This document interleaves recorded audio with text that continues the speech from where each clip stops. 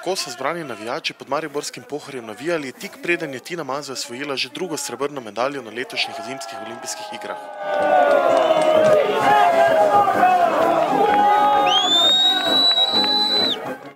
Njeno vožnjo so si ogledali tudi Filip Flisar, Andrej Jerman in Andrej Šporn, z njimi pa smo se pogovarjali o tem, kakšni občutki jih vežejo na Kanado. Ljubo doma, kdor ga ima, ali bi morda ti raje ostal v Kanadi?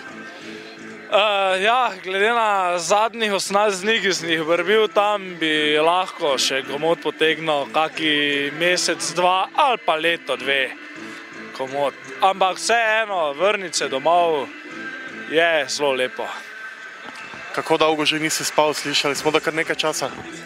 Ja, trenutno teče solidna 53-52 ura, tako da čakam poslo in da vidim, kaj se mi bo zgodilo v naslednjih urah.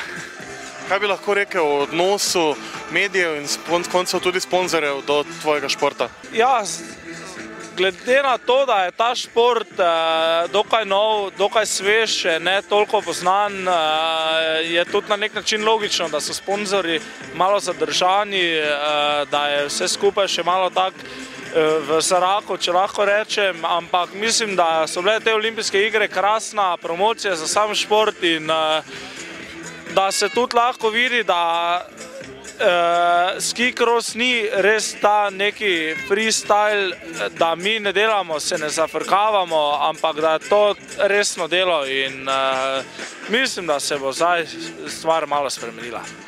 Letošnje olimpijske igre so bile tvoje prve, dosegel si 8. mesto, a me zanimajo, kakšni so tvoji načrti za prihodnost?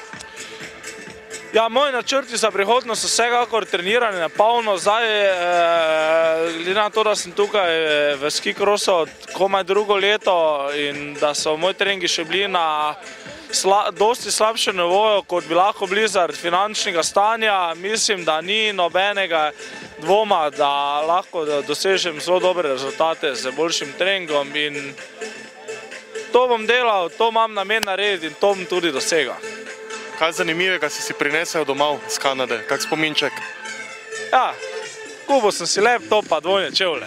Zimske olimpijske igre v Kanadi so že vaše 3. olimpijske igre. Nam lahko poveste kaj več za primerjavo glede organizacije in varnosti glede na prejšnja leta? Ja, na prejšnja leta sigurno je bilo, se mi zdi, da ta olimpijada, ker se tiče same te organizacije, tiče, se mi zdi, na najvišjem nivoju, ker sem jaz bil. Tudi sami varnostni ukrepi niso bili tako ekstremni, res je, da pač ta olimpijska vas, ki je bila povsem izolirana, ampak ni bilo tako, da v bistvu, ko sprašujemo, da so te pač pregledali oziroma se dal ta ruzak oziroma karkoli si mogel dati na rentgen in bilo pa to tone. In dočim, ko smo šli pa naprimer na sam teren z olimpijske vasi z avtobusom, pa potem v samem tem Creekside, kjer so potekali tekme, pa ni bilo nič. Kaj pa varnostni ukrepi na sami progi? Vemo, kaj se je zgodilo Petri Majdičevi. Kako bi komentirali to njeno nesrečo in varnostne razmere na tekmah? Ja, gledajte, jaz, kar se tega tiče, jaz zelo težko govorim o drugih športov.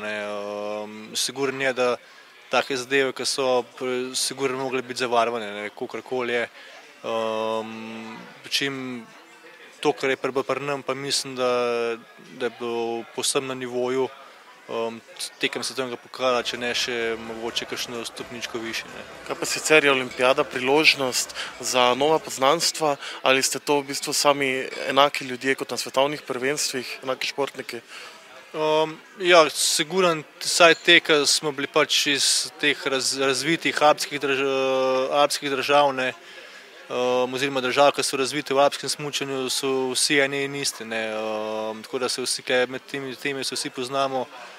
Jasno, potem pa pridejo še te tako imenovane egzoti, ki pa res pridejo samo na same te velike tekme. Kako je potekalo življenje v olimpijski vasi v Kanadi? Moram reči, da je bilo, tako kot sem rekel, vse zelo dobro organiziran.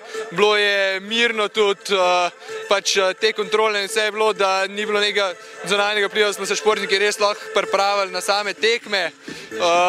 In bilo je tudi za vse stvari poskrbljen in za trening in za prehrano in tudi za razvedrilo, tako da je bilo zelo lepo organizirano.